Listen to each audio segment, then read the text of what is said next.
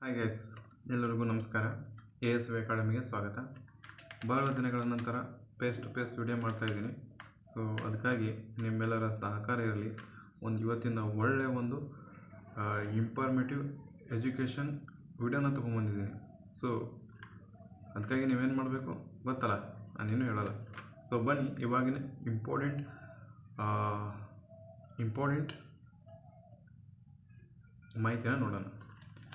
ಅಂಚೆ ಇಲಾಖೆ ಯಾರ್ಯಾರೆಲ್ಲ ಅಪ್ಲಿಕೇಶನ್ ಹಾಕಿದ್ದೀರಿ, ಸೊ ಆಲ್ರೆಡಿ ಅಪ್ಲಿಕೇಶನ್ ಹಾಕಿದವರು ಹಾಕಿರ್ತೀರಿ.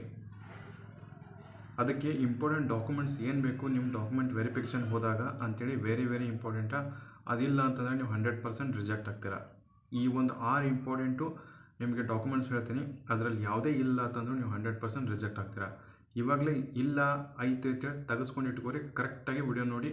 ವಿಡಿಯೋನ ಎಲ್ಲೂ ಸ್ಕಿಪ್ ಮಾಡ್ದಂಗೆ ಕೊನೆಯವರೆಗೂ ನೋಡಿ, ಅಂದರೆ ನಿಮ್ಗೆ ಅರ್ಥ ಆಗ್ತದೆ. ಕೊನೆಯವರೆಗೂ ನೋಡಿ. ಎಲ್ಲರೂ ಒಂದಾರು ಸ್ಕಿಪ್ ಆಯ್ತಪ್ಪ ಅಂದರೆ, ಒಂದಾರು ಡಾಕ್ಯುಮೆಂಟ್ ಮಿಸ್ ಆದರೆ ಮುಗೀತು.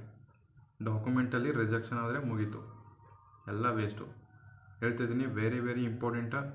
ಗಮನ ಕೊಟ್ಟು ಕೇಳಿ. ಬನ್ನಿ ಸ್ಟಾರ್ಟ್ ಮಾಡೋಣ. ಅಂಚೆ ಇಲಾಖೆ GDS ಹುದ್ದೆ 2026 BPM ABPM ಅಲ್ಲಿ ಖಾಲಿ ಹುದ್ದೆಗಳಿಗೆ ಆಲ್ರೆಡಿ ಅಪ್ಲಿಕೇಶನ್ನ ಕರೆದಿದ್ರು. ನೀವೆಲ್ಲರೂ ಅಪ್ಲಿಕೇಶನ್ನ ಹಾಕಿದ್ರಿ ಅಂತ ಅನ್ಕೋತೀನಿ. ಆಲ್ರೆಡಿ ಡೇಟ್ ಕೂಡ ಮುಗೀತು. ಬನ್ನಿ ಇವಾಗ ಡಾಕ್ಯುಮೆಂಟ್ಗೆ ಪರಿಶೀಲನೆಗೆ ಮಾಡುವಂತಹ ಡೇಟ್ ಯಾವಾಗ ಅಂತಂದರೆ ಇನ್ನೂ ಅನೌನ್ಸ್ ಆಗಿಲ್ಲ. ಸಮಾಧಾನ. ನಿಮ್ಮ ಲಿಸ್ಟ್ ಬಿಡ್ತಾರೆ. ಲಿಸ್ಟ್ ಬಿಟ್ಟ ಮೇಲೆ ನೀವು ಸೆಲೆಕ್ಷನ್ ಆಗ್ತೀರಾ. ಸೆಲೆಕ್ಷನ್ ಆದಮೇಲೆ ನಿಮ್ಗೆ ಡಾಕ್ಯುಮೆಂಟ್ ವೆರಿಫಿಕೇಷನ್ಗೆ ಕರೀತಾರೆ. ಡಾಕ್ಯುಮೆಂಟ್ ವೆರಿಫಿಕೇಷನ್ ಕರಿಬೇಕು ಅಂತಂದರೆ ನಿಮ್ಮ ಕಟಾಪು ಜಾಸ್ತಿ ಇರಬೇಕು. ಹಾಗಿದ್ರೆ ನಿಮ್ಮದು ಎಷ್ಟೆಷ್ಟು ಕಟಾಪ್ ಇದೆ, ನಿಮ್ಮ 10% ಎಷ್ಟಿದೆ, ಮತ್ತು ಎಲ್ಲಿ ಅಪ್ಲಿಕೇಶನ್ ಹಾಕಿದ್ರೆ ಕೆಳಗಡೆ ಕಮೆಂಟ್ ಬಾಕ್ಸ್ನಲ್ಲಿ ಮರಿಬೇಡಿ. ಓಕೆ, ನಾನು ಅದನ್ನು ನೋಡಿಬಿಟ್ಟು ಚೆಕ್ ಮಾಡಿ ಪರ್ಸ್ನಲ್ಲಾಗಿ ನಿಮಗೆ ರಿಪ್ಲೈ ಕೊಡ್ತೀನಿ. ಓಕೆ, ಬನ್ನಿ ಇವಾಗ ಏನೇನು ಬೇಕು ಅಂತ ಹೇಳ್ತೀನಿ. ಡಾಕ್ಯುಮೆಂಟ್ಸ್ ಏನೇನು ಇಂಪಾರ್ಟೆಂಟ್ ಅಂತ ಹೇಳ್ತೀನಿ. ಅದಕ್ಕೂ ಮುಂಚೆ ಒಂದು ಸ್ವಲ್ಪ ಮಾಹಿತಿನ ನೋಡೋಣ. ಒರಿಜಿನಲ್ ಡಾಕ್ಯುಮೆಂಟ್ಸ್ಗಳು ಕಡ್ಡಾಯ. ಯಾವುದೇ ರೀತಿ ಫೇಕ್ ಇರಬಾರ್ದು. ಎಲ್ಲ ಒರಿಜಿನಲ್ ಡಾಕ್ಯುಮೆಂಟ್ಸ್ ಇರಬೇಕು. ಎಲ್ಲ ಇಲ್ಲಿ ಹಾಕ್ತಿರ್ತೀನಿ ನೋಡಿ, ನೋಡ್ಕೊಳ್ಳಿ. ಒರಿಜಿನಲ್ ಡಾಕ್ಯುಮೆಂಟ್ಸ್ ಜೊತೆ 2 ಸೆಟ್ ಜೆರಾಕ್ಸ್ ಇರಬೇಕು. ಒರಿಜಿನಲ್ ಡಾಕ್ಯುಮೆಂಟ್ಸ್ ಜೊತೆ 2 ಸೆಟ್ ಜೆರಾಕ್ಸ್ನ ತೊಗೊಂಡು ಹೋಗ್ಬೇಕು. ನೀವು ನಿಗದಿತ ದಿನಾಂಕದ ಒಳಗಡೆಗೆ ವೆರಿಫಿಕೇಷನ್ ಮಾಡಿಸ್ಕೋಬೇಕು. ಓಕೆ, ಜಾತಿ ಮೀಸಲಾತಿ ಪ್ರಮಾಣ ಪತ್ರ ಅಂತಿಮ ದಿನಾಂಕದ ಒಳಗಡೆ ಇರಬೇಕು. ಕೆಲವೊಂದಿಷ್ಟು ಜನ ಮಾಡ್ತೀರಾ, ಅಂತಿಮ ದಿನಾಂಕ ಯಾಕೆ, ನಾವು ಹಾಗೆ ತೆಗೆಸ್ಕೊಂಡ್ಬಿಡ್ತೀವಿ, ಎಲ್ಲ ನಡೀತದೆ ನಡೆಯಲ್ಲ. ಜಾತಿ ಮೀಸಲಾತಿ ಪ್ರಮಾಣ ಪತ್ರ ಅಂತಿಮ ದಿನಾಂಕದ ಒಳಗಾಗಿನೇ ಇರಬೇಕು. ನಿಮ್ದು ಐತಾ ಇಲ್ಲ ಅಂತೇಳಿ ಚೆಕ್ ಮಾಡ್ಕೊಳ್ಳಿ. ಓಕೆ, ಇನ್ನು ನೆಕ್ಸ್ಟ್ ಎಲ್ಲ ಡಾಕ್ಯುಮೆಂಟ್ಸ್ಗಳು ಇಂಪಾರ್ಟೆಂಟು. ಎಲ್ಲ ಡಾಕ್ಯುಮೆಂಟ್ಸ್ಗಳು ಯಾವ್ಯಾವ ಇಂಪಾರ್ಟೆಂಟು, ಒಂದು 6 ಡಾಕ್ಯುಮೆಂಟ್ಸ್ ಇದ್ದಾವೆ. 6ಗಳು ವೆರಿ ಇಂಪಾರ್ಟೆಂಟ್. ಇನ್ನು ಯಾರು ತೆಗೆಸ್ಕೊಂಡಿಲ್ಲ, ತೆಗೆಸ್ಕೊಳ್ಳೋಕ್ಕೆ ಟೈಮ್ ಇದೆ. ಅದಕ್ಕಾಗಿ ನಾನು ಯಾವುದು ಮಿಸ್ ಆಗ್ಬಾರ್ದು ಅಂತೇಳಿ ವಿಡಿಯೋ ಮಾಡತ್ತೀನಿ. ಸೊ ನಿಮಗೆ ತೆಗೆಸ್ಕೋಬೇಕು, ಜಾಬ್ ಮಾಡ್ಕೋಬೇಕು ಅನ್ನೋಂತಿದ್ದರೆ ತೆಗೆಸ್ಕೊರಿ ಬೇಗ. ಈ ವಿಡಿಯೋ ನೋಡಿಬಿಟ್ಟು ನೀವು ಎತ್ತೆಚ್ಕೊಳ್ಳಿಲ್ಲ, ಇದನ್ನ ಸ್ಕಿಪ್ ಮಾಡಿ ಹೋಗ್ಬಿಟ್ರಿ ಅಂತಂದರೆ ನಾನಲ್ಲ, ಇಡೀ ಹರಿಬ್ರಹ್ಮ ಬಂದರೂ ಬಸ್ಕಾಗಂಗಿಲ್ಲ. ಓಕೆ, ಒಂದನೇದಾಗಿ ಹೇಳ್ತೀನಿ ನಿಮಗೆ SLC ಮಾರ್ಕ್ಸ್ ಕಾರ್ಡ್. ಇಲ್ಲಿ ಹಾಕ್ತೀನಿ ನೋಡಿ, SLC ಮಾರ್ಕ್ಸ್ ಕಾರ್ಡು ಬೇಕು ಒಂದನೇದು. ಎರಡನೇದಾಗಿ ಮೀಸಲಾತಿ ಪ್ರಮಾಣ ಪತ್ರ. ಸೊ ಒಂದನೇದು SLC ಮಾರ್ಕ್ಸ್ ಕಾರ್ಡ ಯಾಕೆ ಇಂಪಾರ್ಟೆಂಟು, ನೀವು ಆಲ್ರೆಡಿ ಪೇಕ್ ಮಾಡಿದ್ದೀರಾ ಅಥವಾ ಕರೆಕ್ಟಾಗಿ ಮಾಡಿದ್ದೀರಾ, ನಿಮ್ಮದು ಒರಿಜಿನಲ್ ಕ್ಯಾಂಡಿಡೇಟಾ ಅಥವಾ ಡೂಪ್ಲಿಕೇಟ್ ಕ್ಯಾಂಡಿಡೇಟಾ, ನೀವು ಯಾರು ಅಂತೇಳಿ ಅವ್ರು ಕಂಡು ಹಿಡಿಯೋಕ್ಕೆ ಅದು ಒಂದೇ ಒಂದು ಪ್ರೂಫ್ ಏನಾದರೂ ಇತ್ತಪ್ಪ ಅಂತಂದರೆ ಅದು SLC ಮಾರ್ಕ್ಸ್ ಕಾರ್ಡ್ ಆಗಿರ್ತದೆ. Okay, SLC marks card. ಆ SLC ಮಾರ್ಕ್ಸ್ ಕಾರ್ಡ್ ಯಾವುದೇ ರೀತಿ ಫೇಕ್ ಮಾಡಬಾರ್ದು. ತುಂಬ ಜನ ಫೇಕ್ ಮಾಡೋರು ಇರ್ತೀರ. ಓಕೆ, ಸೊ ಯಾವುದೇ ರೀತಿ ಫೇಕ್ ಆಗಬಾರ್ದು, ಕರೆಕ್ಟಾಗಿ ಮಾಡಬೇಕು. ಓಕೆ, ಇನ್ನು ಮೀಸಲಾತಿ ಪ್ರಮಾಣ ಪತ್ರ ಯಾವ್ಯಾವ ಇರ್ತವೆ, SCಗೆ ಬೇರೆ ಇರ್ತವೆ, STಗೆ ಬೇರೆ ಇರ್ತವೆ, ಆಮೇಲೆ OBCಗೆ ಬೇರೆ ಇರ್ತವೆ. ಸೊ ಎಲ್ಲ ನೋಡ್ಕೊಳ್ಳಿ, ಎಲ್ಲ ಬೇರೆನೇ ಇರ್ತವೆ.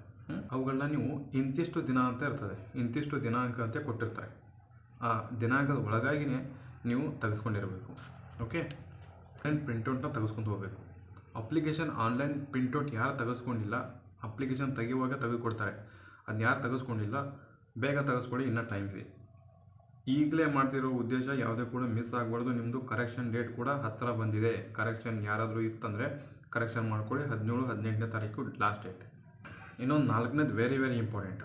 4ನೇದು ಯಾವುದು ಇಂಪಾರ್ಟೆಂಟ್ ಅಂತಂದರೆ, ತುಂಬ ಜನ ತುಂಬ ಕಡೆ ನಿಮ್ಮನ್ನ ಗಾಬರಿ ಮಾಡ್ತಿದ್ದಾರೆ. ಕಂಪ್ಯೂಟರ್ ಮಾರ್ಕ್ಸ್ ಕಾರ್ಡ್ ತೆಗೆಸಲೇಬೇಕು, 100% ಬೇಕೇ ಬೇಕು. ನಾನು ಹೇಳ್ತೀನಿ ಗೈಸ್, ಅನುಭವದ ಪ್ರಕಾರ ಹೇಳ್ತೀನಿ. Computer certificate is not mandatory. Okay, computer certificate ತೆಗೆಸಲೇಬೇಕಂತ ಏನಿಲ್ಲ. ಬಟ್ ಕೆಲವೊಂದು ಜಿಲ್ಲೆಗೆ ಕಟ್ ಆಫ್ ಹೈ ನಿಂತಿರ್ತದೆ. ಆ ಲೆವೆಲ್ಗೆ ಎಲ್ಲರೂ ಒಂದು ಲೆವೆಲ್ ಇರ್ತಿರಲ್ಲ, ಹಾಗಾಗಿ ಕೆಲವೊಂದು ಜಿಲ್ಲೆಗೆ ಮಾತ್ರ ಅನ್ವಯಿಸ್ತದೆ ಕಂಪ್ಯೂಟರ್ ಸರ್ಟಿಫಿಕೇಟ್. ಓಕೆ, ಎಲ್ಲರೂ ತೆಗೆಸುವಂಥ ನೆಸೆಸಿಟಿ ಇಲ್ಲ. ಈಗೇನು ತಲೆನೇ ಕೆಡಿಸ್ಕೋಬೇಡ್ರಿ ಯಾವುದೇ ರೀತಿ ಕಂಪ್ಯೂಟರ್ ಸರ್ಟಿಫಿಕೇಟ್ ಬೇಕಂತಂದರೆ ಮುಂದೆ ಯಾವಾಗ ತೆಗೆಸ್ಕೋಬೋದು ಅಂತಂದರೆ ನಿಮ್ಮ ಡಾಕ್ಯುಮೆಂಟ್ ವೆರಿಫಿಕೇಷನ್ ಹೋಗ್ತಿರಲ್ಲ ಆ ಟೈಮ್ದಲ್ಲಿ ಅವ್ರಿಗೆ ಫೋನ್ ಹಚ್ತಾರೆ. ಫೋನ್ ಹಚ್ಚಿದಾಗ ಕೇಳಿ ಅವರಿಗೆ ಡಾಕ್ಯುಮೆಂಟ್ಸ್ ವೆರಿಫಿಕೇಷನಲ್ಲಿ ಕಂಪ್ಯೂಟರ್ ಸರ್ಟಿಫಿಕೇಟ್ ನೀವು 100% ಬೇಕೇ ಬೇಕಾ ಅಂತ ಕೇಳಿರಿ. ಅವರು ಎಸ್ ಅಂದರೆ ತೊಗೊಂಡೋಗಿ, ಇಲ್ಲ ಅಂದರೆ ಬಿಟ್ಬಿಡಿ. ಯಾಕೆ ತಲೆ ಕೆಡಿಸ್ಕೊಂತೀರ? ಅದೇನು ನಾಟ್ ಮ್ಯಾಂಡಿಟರಿ, ಅದು ಬೇಕೇ ಬೇಕಂತ ಇಲ್ಲ. ಓಕೆ, ಕೆಲವೊಂದು ಕಡೆ ಬೇಕು, ಕೆಲವೊಂದು ಕಡೆ ಬೇಡ. ಸರ್ಟಿಫಿಕೇಟ್ನು 2 ಸೆಟ್ಟು ಜೆರಾಕ್ಸ್ ತೊಗೊಂಡು ಹೋಗಬೇಕು. ಪ್ಲಸ್ ಈ ಕಂಪ್ಯೂಟರ್ ಸರ್ಟಿಫಿಕೇಟ್ ಎಲ್ಲಿ ತೆಗೆಸ್ತಿರಲ್ಲ ಅದು ಒರಿಜಿನಲ್ ಇರಬೇಕು. ಎಲ್ಲೋ ನೀವು ಕಮ್ಮಿ ದುಡ್ಡು, ಅದಕ್ಕೆ ಯಾವುದೋ ಹಿಂದೂ ಗೊತ್ತಿಲ್ಲ ಮುಂದೆ ಗೊತ್ತಿಲ್ಲ, ಒರಿಜಿನಲ್ ಇಲ್ಲ, ಯಾವುದೋ ಫೇಕ್ ಯಾರೋ ಮಾಡಿಕೊಟ್ರು ಅಂತ ತೊಗೊಳ್ಳೋದಲ್ಲ. ಓಕೆ, ಆನ್ಲೈನ್ದಾಗ ನೀವೇ ಮಾಡ್ಬೋದು ಆ ಥರ ಸರ್ಟಿಫಿಕೇಟ್, ಬಟ್ ಅದು ವ್ಯಾಲಿಡ್ ಇರಲ್ಲ. ಎಲ್ಲಿ ತೆಗೆಸ್ಬೇಕು, ಏನು ತೆಗೆಸ್ಬೇಕು ಅಂತೇಳಿ ಮುಂದಿನ ದಿನಗಳ ಒಳಗಾಗಿ ನಾನು ಎಲ್ಲ ರೀತಿ ವೀಡಿಯೋಸ್ನ ಮಾಡ್ತಾಯಿರ್ತೀನಿ. ಮೇಯ್ನಾಗಿ ಇಂಥ ಕ್ಲಾರಿಫಿಕೇಷನ್ ವೀಡಿಯೋನ ಮಾಡ್ತಿರ್ತೀನಿ. ಓಕೆ, ಎಲ್ಲರೂ ಹೇಳ್ತಾರೆ GDS ಅಪ್ಲಿಕೇಶನ್ ಆಗಬೇಕು ಹಂಗೆ ಹಿಂಗೆ. ಬಟ್ ಏನೇನು ಬೇಕು, ಮುಂದಿನ ಪ್ರೊಸೀಜರ್ ಏನೇನು ಇರಬೇಕು ಅದನ್ನು ಹೇಳುವಂಥ ಚಾನಲು ನಮ್ಮ ಚಾನಲಾಗಿರ್ತದೆ. ಓಕೆ, ಸೊ ನಿಮಗೇನೋ ಟ್ರಸ್ಟ್ ಇತ್ತಪ್ಪ ಅಂದರೆ ಸಬ್ಸ್ಕ್ರೈಬ್ ಮಾಡ್ಕೊಳ್ಳಿ. ನಾನೇನು ಹೇಳಲ್ಲ. ಆಲ್ರೆಡಿ ನೋಡ್ಬೋದು ನೀವು KPTCL ಬಗ್ಗೆ ಫುಲ್ ಡೆಪ್ತಾಗಿ ಮಾಹಿತಿ ಕೊಟ್ಟಿದ್ದೀನಿ. ಏನು ಅಪ್ಲಿಕೇಶನ್ ಹಾಕೋದ್ರಿ ಅಂತ ಹೇಳ್ಕೊಂಡು ಪೂರ್ತಿ ನೀವು ಸೆಲೆಕ್ಷನ್ ಆಗೋವರೆಗೂ ಇನ್ನೂ ಹೇಳ್ತಾನೆ ಇದ್ದೀನಿ. ಓಕೆ, ಅದನ್ನೋಕ್ಕೆ ರೀಸನ್ನೇ ನೀವು ಕರ್ನಾಟಕದ ಅನ್ನೋಕ್ಕೆ ಒಂದು ಮೇನ್ ಡಾಕ್ಯುಮೆಂಟ್ ಯಾವುದಾದ್ರೂ ಇತ್ತಪ್ಪ ಅಂದರೆ ಅದು ಆಧಾರ್ ಕಾರ್ಡ್ ಆಗಿರ್ತದೆ. ಸೊ ಆಧಾರ್ ಕಾರ್ಡ್ನ ಯಾರು ಕೂಡ ಮಿಸ್ ಮಾಡಬೇಡ್ರಿ. ಕೆಲವೊಂದು ಡಾಕ್ಯುಮೆಂಟ್ ಮಿಸ್ ಆದರೂ ಓಕೆ, ಬಟ್ ಆಧಾರ್ ಕಾರ್ಡ್ ಯಾವತ್ತೂ ಮಿಸ್ ಆಗ್ಬೋದು. ಅದರಲ್ಲಿ ನಿಮ್ಮದು ಒರಿಜಿನಲ್ ನಂಬರ್ ಇರಬೇಕು. ಪ್ಲಸ್ ಕರೆಕ್ಟ್ ಆದಂತಹ ಫೇಸ್ ಐಡೆಂಟಿಫಿಕೇಷನ್ ಅಪ್ಡೇಟ್ ಆಗಿಲ್ಲ ಅಂತಂದರೆ ಅಪ್ಡೇಟ್ ಮಾಡಿಸ್ಕೊಳ್ಳಿ. ಫಿಂಗರ್ ಪ್ರಿಂಟ್ ಅದರಲ್ಲಿ ಅಪ್ಡೇಟ್ ಆಗಿಲ್ಲ ಅಂದರೆ ಅಪ್ಡೇಟ್ ಮಾಡ್ಕೊಳ್ಳಿ. ಓಕೆ, ಎಲ್ಲ ಡೀಟೇಲಾಗಿ ಹೇಳ್ತಾ ಇದ್ದೀನಿ, ನಿಮಗೆ ಕರೆಕ್ಟಾಗಿ ಅರ್ಥ ಮಾಡ್ಕೊಳ್ಳಿ. ಫಿಸಿಕಲ್ ಫಿಟ್ನೆಸ್ ಸರ್ಟಿಫಿಕೇಟ್ಗೆ ಇನ್ನೊಂದು ಹೆಸರು ಏನಪ್ಪ ಅಂತಂದರೆ ಮೆಡಿಕಲ್ ಸರ್ಟಿಫಿಕೇಟ್ ಅಂತ ಕರಿತೀವಿ. ಸೊ ಮೆಡಿಕಲ್ ಸರ್ಟಿಫಿಕೇಟ್ ಯಾರೆಲ್ಲ ತೆಗೆಸಿಲ್ವೋ ಬೇಗ ತೆಗೆಸ್ಕೊಳ್ಳೋಕೆ ಸಾಧ್ಯವಾಗಬೇಕು. ಹಾಗಿದ್ರೆ ಎಲ್ಲಿ ಸಿಗ್ತವೆ ಮೆಡಿಕಲ್ ಸರ್ಟಿಫಿಕೇಟ್? ಎಲ್ಲಿ ಮಾರ್ಕೆಟಲ್ಲಿ ಸಿಗ್ತವೆ, ಎಲ್ಲಿ ಆನ್ಲೈನಲ್ಲಿ ಸಿಗ್ತವೆ? ಇಲ್ಲ. ಎಲ್ಲಿ ಸಿಗ್ತವೆ? ಗೋರ್ಮೆಂಟ್ ಹಾಸ್ಪಿಟ್ಲಲ್ಲಿ ಸಿಗ್ತವೆ. ಗೋರ್ಮೆಂಟ್ ಹಾಸ್ಪಿಟ್ಲಲ್ಲಿ ನೀವೇನು ₹1 ಕೊಡಬೇಕಾಗಿಲ್ಲ. ಅವ್ರಿಗೆ ಹಿಂಗೆ ಹೇಳಿ, ನಾನು GDSಗೆ ಹೊಂಟಿದ್ದೀನಿ ಅಥವಾ ನಾನು ಇನ್ಯಾವುದೋ ಸರ್ಕಾರಿ ನೌಕರಿಗೆ ಹೊಂಟಿದ್ದೀನಿ, ನನಗೆ ಮೆಡಿಕಲ್ ಸರ್ಟಿಫಿಕೇಟ್ ಬೇಕು ಅಂತ ಹೇಳಿ ಅವರೇ ನಿಮಗೆ ಮುಂದೆ ನಿಂತು ಸರ್ಟಿಫಿಕೇಟ್ನ ತೆಗೆಸ್ಕೊಡ್ತಾರೆ. ಅರ್ಥ ಆಯ್ತಾ? ಓಕೆ, ಅರ್ಥ ಆಗಲಿಲ್ಲ ಅಂದರೆ ಈ ವಿಡಿಯೋನ ಅವ್ರಿಗೆ ಹೋಗಿ ತೋರಿಸಿ, ತೆಗೆದುಕೊಡ್ತಾರೆ. ನೆಕ್ಸ್ಟ್ ಏನು ಅಂತಂದರೆ ಎಲ್ಲ ಡಾಕ್ಯುಮೆಂಟ್ಸ್ 2 ಸೆಟ್. ಎಲ್ಲ ಡಾಕ್ಯುಮೆಂಟ್ಸ್ ಇದು ಫೈನಲ್ ಇದು ವೆರಿ ಇಂಪಾರ್ಟೆಂಟ ಈ ಹೇಳೋದು. ಎಲ್ಲ ಡಾಕ್ಯುಮೆಂಟ್ಸ್ನ 2 ಸೆಟ್ಟನ್ನು ತೊಗೊಂಡು ಹೋಗಬೇಕು. 2 ಸೆಟ್ನ ಅಂದರೆ ಜೆರಾಕ್ಸ್ ಮಾಡಿಸ್ಕೊಂಡು ಹೋಗಬೇಕು. ಇನ್ನು ನೆಕ್ಸ್ಟ್ ಸೆಲ್ಫ್ ಅಟೆಸ್ಟೆಡ್ ಮಾಡಿಸ್ಕೊಂಡು ಹೋಗಬೇಕು. ಓಕೆ, ಇನ್ನು 3ನೇ ಪಾಯಿಂಟು, ಕಂಪ್ಯೂಟರ್ ಸರ್ಟಿಫಿಕೇಟ್ ಕಡ್ಡಾಯ ಅಂತ ಹೇಳ್ತಾರೆ ಕೆಲವೊಂದು ಕಡೆ, ಬಟ್ ಕಡ್ಡಾಯ ಅಂತಲ್ಲ. ಸೊ ಕಂಪ್ಯೂಟರ್ ಸರ್ಟಿಫಿಕೇಟ್ ಇಲ್ಲ ಅಂತ ನಡೀತದೆ ಕೆಲವೊಂದು ಕಡೆ, ಬಟ್ ಇನ್ನು ಕೆಲವೊಂದು ಜಿಲ್ಲೆಯಲ್ಲಿ ಕಂಪ್ಯೂಟರ್ ಸರ್ಟಿಫಿಕೇಟ್ ಕಡ್ಡಾಯ. ಬಟ್ ನೀವು ಆ ಡೇಟಿಗೆ ತೆಗೆಸ್ಬೇಕು.